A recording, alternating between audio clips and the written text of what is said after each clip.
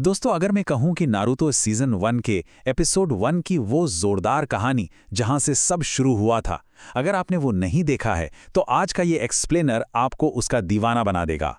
और अगर देख रखा है तो आज आपकी पुरानी यादें ताज़ा होने वाली हैं।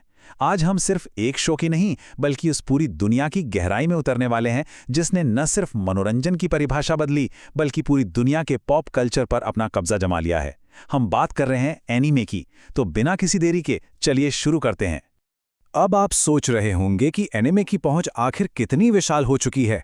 जरा सोचिए, ये सिर्फ एक आर्ट स्टाइल नहीं है बल्कि जापान की सबसे बड़ी सॉफ्ट पावर है।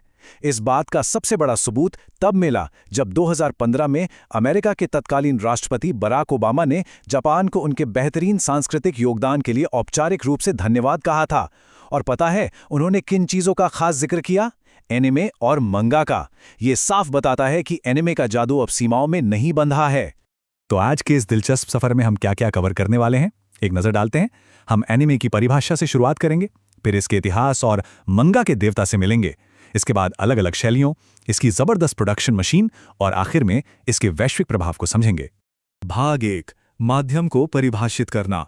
चलिए समझते हैं कि आखिर एनिमे है क्या चीज। टेक्निकली देखा जाए तो एनिमे शब्द अंग्रेजी के एनिमेशन से ही निकला है। जापान में तो वो किसी भी कार्टून या एनिमेटेड चीज को एनिमे ही कहते हैं। लेकिन जब हम और आप यानी अंतर्राष्ट्रीय स्तर पे एनिमे की बात करते हैं तो हमारा सीधा मतलब उस खास जापानी स्टाइल से होता है। एक ऐसा स्टाइल जिसकी अपनी एक अलग पहचान है, अनोखी कला है और कहानियां कहने का एक बेहद गहरा तरीका है। अब यहाँ एक बड़ा सवाल आता है कि ये हमारे बचपन वाले वेस्टर्न कार्टून से अलग कैसे है। देखिए, पश्चिमी देशों में कार्टून ज्यादातर बच्चों को ध्यान में रखकर बनाए जाते हैं, जिनकी कहानियां एकदम सीधी और सरल होती हैं। लेकिन एनिमे इस नियम को पूरी तरह तोड़ देता है। ये हर उम्र के लिए है। इसमें आपको ऐसे जटिल, दार्शनिक और मैच्योर विषय मिलेंगे जो आपको सोचने पर मजबूर कर देंगे। और हाँ, इसकी आर्ट स्टाइल भी बहुत ज्यादा डिटेल्ड होती है। एनिमे की एक और मजेदार बात है इसकी अपनी खुद की विजुअल लैंग्वेज है। एनिमेटर्स भावनाओं को तुरंत स्क्रीन पर उतारने के लिए कुछ कमाल के सिंबल्स का इस्तेमाल करते हैं। जैसे अगर कोई कैरेक्टर घबराया हुआ है या ऑकवर्ड फील कर रहा है तो उसके सिर के पास पसीने की एक बहुत बड़ी बूंद टपकती हुई दिखेगी, या कोई बहुत गुस्से में है तो माथे पर लाल नसें उभर आएंगी। ये छोटी छोटी चीजें ही एनिमे को उसका वो क्लासिक फील देती हैं।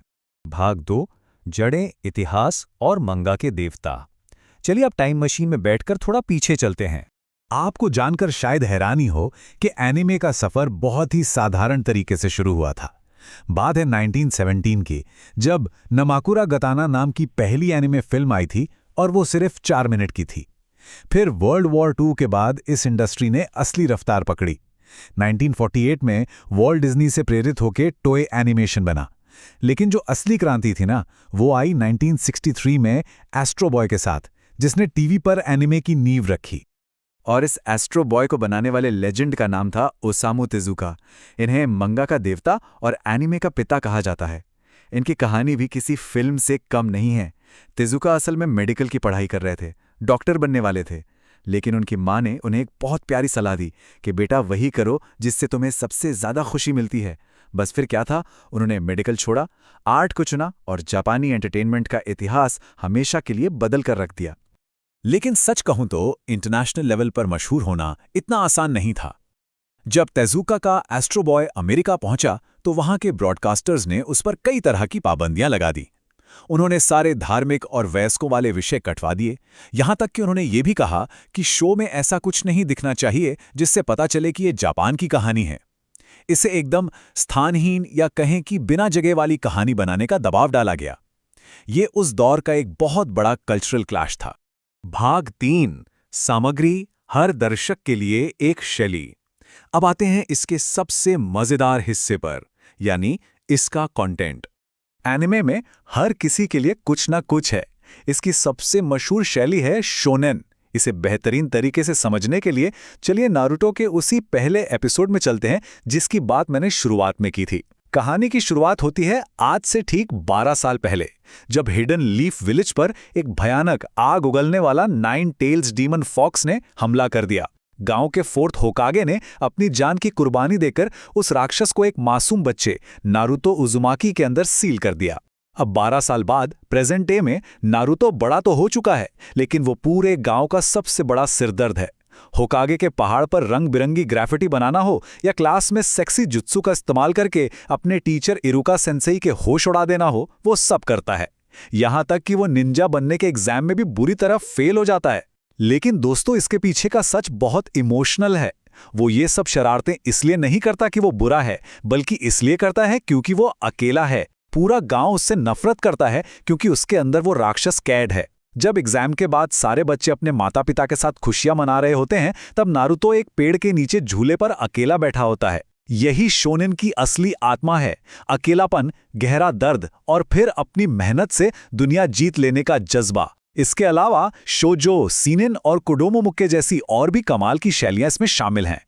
एक और बेहद कमाल की और आजकल की सबसे ट्रेंडिंग जॉनर है इसेकाई। इसमें क्या होता है कि मेन कैरेक्टर अचानक किसी दूसरी जादुई दुनिया में पहुंच जाता है और उसे वहां सरवाइव करना होता है। आपको शायद ही पता हो कि इस मॉडर्न कॉन्सेप्ट की जड़ें जापान की एक सदियों पुरानी लोक कथा उराशिमा तारों से जुड़ी हैं। उसमें एक मछुआरा एक कछुए की जान बचाता है और फिर पानी के नीचे एक जादुई दुनिया में चला जाता है। भाग 4 मशीन जापानी उत्पादन के अंदर। अब देखते हैं कि पर्दे के पीछे ये जादू आखिर तैयार कैसे होता है। जापान का एनिमेशन प्रोडक्शन किसी एकदम सेट की गई मशीन की तरह काम करता है। प्लानिंग और स्टोरी बोर्डिंग से लेकर एनिमेशन, बैकग्राउंड आर्ट और फिर साउंड और एडिटिंग तक हर एक चीज़ एक बहुत ही सख्त और व्यवस्थित पाइपलाइन से होकर गुजरती है। पर इनकी इस बेहतरीन क्वालिटी का असली राज क्या है? वो है विशेषज्ञता या स्पेशलाइजेशन। जहां पश्चिमी देशों में एक ही इंसान से कई काम कराने पे जोर रहता है, वहीं जापानी इंडस्ट्री में हर छोटे बड़े काम के लिए अलग अलग एक्सपर्ट्स होते हैं। हर स्टेप पर बारीकी से क्वालिटी चेक होती है और प्रोजेक्ट का फाइनल विजन टीम के साथ पहले दिन ही शेयर कर लिया जाता है। खैर, इस चकाचौंध के पीछे की एक हकीकत ये भी है कि इस इंडस्ट्री के एनिमेटर्स के काम करने की स्थिति और उनकी सैलरी हमेशा से सवालों के घेरे में रही है। इसी को सुधारने के लिए अप्रैल 2023 में Nippon anime film culture association यानी नफका का गठन किया गया है। और अच्छी बात यह है कि जापानी सरकार ने भी अब एनिमेटर्स के वर्किंग कंडीशंस को बेहतर बनाने के लिए कई वादे किए हैं। भाग 5 प्रभाव, वैश्विक सांस्कृतिक प्रभुत्व। चलिए देखते हैं कि आज पूरी दुनिया पर एनिमे का क्या असर हो रहा है। इसका ग्लोबल इम्पैक्ट सच में हैरान कर देने वाला है।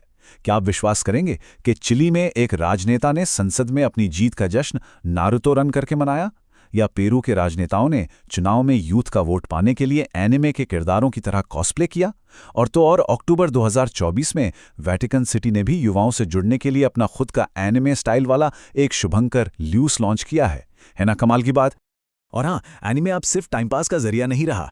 आज के समय में ये दुनिया भर की बड़ी बड़ी यूनिवर्सिटीज में एक गंभीर एकेडमिक विषय बन चुका है।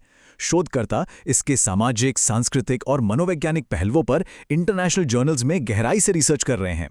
तो दोस्तों, जरा सोचिए, 1917 की एक 4 मिनट की ब्लैक एंड व्हाइट क्लिप से लेकर आज पूरी दुनिया के दिलों पर राज करने वाला एनिमे का ये सफर कितना अद्भुत रहा है। अब जाते जाते आपके लिए एक सवाल छोड़कर जा रहा हूं। आने वाले कल में जब एनिमेशन की तकनीक और भी एडवांस हो जाएगी, तो ये जापानीज आर्ट फॉर्म दुनिया भर में कहानियां कहने के तरीके को और कैसे बदल कर रख देगी? इस बारे में जरूर सोचिएगा। आज के इस एक्सप्लेनर में मेरे साथ जुड़ने के लिए आपका बहुत बहुत शुक्रिया।